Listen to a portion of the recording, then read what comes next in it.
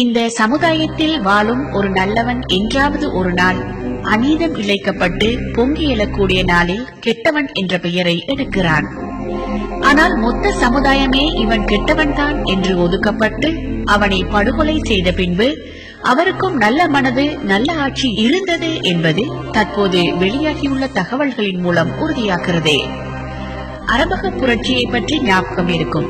இன்றும் சிரியாவில் நடந்து கொண்டுதான் இருக்கிறது. துனிசியாவில் தொடங்கிய இப்புரட்சி லிபியா, எகிப்து என காட்டு தீ போல பரவியது. அங்குள்ள மக்களை எரித்து கொன்றது. அதுவும் லிபியா சின்ன பின்னமானது. இறுதியில் அந்நாட்டின் அதிபர் கடாபி அவர்கள் படைகளால் பிடிக்கப்பட்டு நடுத்தெருவில் அடித்து கொலை செய்த சம்பவம் உலக நாடுகளை பதற வைத்தது. இதே வேளையில் லிபிய பிரஜைகளுக்கு கடாபி ஒரு மதிக்கத்தக்க ஆட்சியாளராகவே நடந்திருக்கிறார் என்றால் அது மிகையாகாது. நாட்டில் சர்வாதிகாரம் மிகைத்திருந்தாலும் மக்களுக்கு தேவையான அனைத்து வசதிகளும் செய்யப்பட்டதாக தகவல்கள் வெளியாகியுள்ளன. ஒன்று, லிபியாவில் மின்சார கட்டணம் கிடையாது, மின்சாரம் இலவசம். 2, வங்கிகளில் வழங்கப்படும் கடன்களுக்கு வட்டி கிடையாது. 3, வீடு மனை என்பது லிபியாவில் மனித உரிமைகளில் ஒன்றாக கருதப்படுகின்றது. லிபியாவில் வாழும் அனைத்து மக்களும் வீடுகள் பெறும் வரை தனக்கோ தனது பெற்றோருக்கோ வீடு கட்ட மாட்டேன் என்று கடாபி சபதம் பூண்டிருந்ததால் அவரது பெற்றோர்கள் இறக்கும் போது அவர்கள் வீடுகள் இல்லாமல் கூடாரங்களிலேயே இறந்தனர். 4, அந்த நாட்டில் மனம் முடிக்கும் ஒவ்வொரு புதுமண தம்பதியினர்களுக்கும் அந்நாட்டின் அரசு 60 தினார், அதாவது அமெரிக்க டாலர் 50,000 பணத்தை இலவசமாக வழங்கியது. 5, லிபியாவில் கல்வி மற்றும் மருத்துவம் முற்றிலும் இலவசம். கடாபி அதிகாரத்தை கைப்பற்றும் பொழுது லிபிய மக்களில் எழுத வாசிக்க தெரிந்தோர் வெறும் 25% மட்டுமே. ஆனால் அவர் ஆட்சிக்கு வந்த பின்பு அது 83% உயர்ந்தது. 6, எந்த ஒரு லிபியனும் விவசாயம் செய்ய விரும்பினால் அவன் விவசாயம் செய்யும் இடத்தில் வாழ்வதற்கு அவசியமான ஒரு வீடும், விவசாயம் செய்வதற்கு தேவையான காணி நிலமும், விவசாய உபகரணங்களும், விதைகளும், பசலைகளும், இன்னும் இதற்கு அவசியமான அனைத்தும் முற்றிலும் இலவசம்.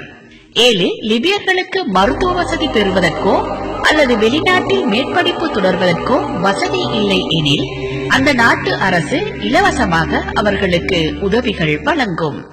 8, எந்த ஒரு லிபியனும் ஒரு வாகனம் வாங்கும் போதும் அதன் பெறுமதியின் அரைவாசி தொகையை அந்நாட்டின் அரசு இலவசமாக வழங்கும். 9, லிபிய உலக வங்கிகளிடம் இருந்து இதுவரை கடன் எடுத்ததில்லை. 10, உயர்கல்வி கற்று பட்டதாரியாகும் மாணவர்கள் தமக்குரிய வேலை வாய்ப்பு கிடைக்காது போகும் பட்சத்தில் அவர்களுக்குரிய தகுந்த தொழில் கிடைக்கும் வரை அந்த தொழிலுக்குரிய சம்பளத்தை அந்த அரசு மாதம் வழங்கி வந்தது. 11, அந்த நாட்டிற்கு கிடைக்கும் எண்ணெய் வருமானத்தில் ஒரு தொகையை அந்த நாட்டு மக்களின் வங்கிக் கணக்கில் சேமிப்பில் இடும் அந்த அரசு. 12, ஒவ்வொரு குழந்தை பிரசவத்தின் போதும் அந்த தாய்க்கு அந்த நாட்டு அரசு 5000 அமெரிக்க டாலர் நாணயத்திற்கு பெறுமதியான லிபிய தினாரை வழங்கும். 13, 40 ரொட்டிகள் வெறும் 0.15 தினார் மட்டுமே.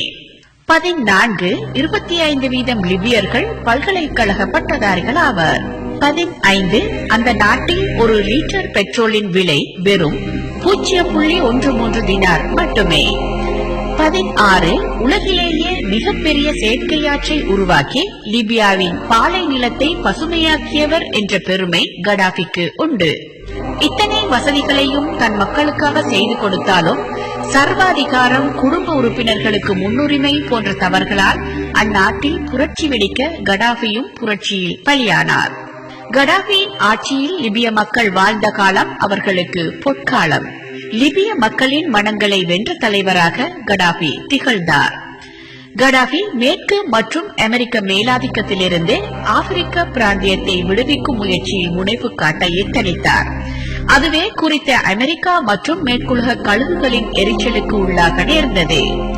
அதன் விளைவாகவே கடாபியின் ஆட்சி வீழ்த்தப்பட்டு அவர் இறுக்கமின்றி கொல்லப்பட்டார்.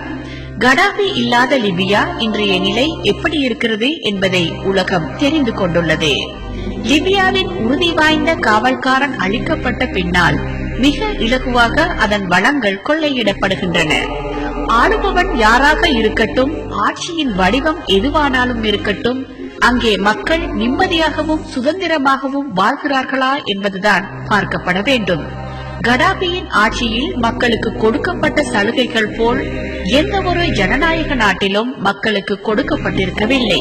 தனது நாட்டு மக்களை நேசித்து அவர்களது வாழ்க்கையினை மேம்படுத்தும் ஒரு தலைவன் சர்வாதிகாரி என்றழைக்கப்பட்டால் அப்படியே இருந்துவிட்டு போகட்டுமே.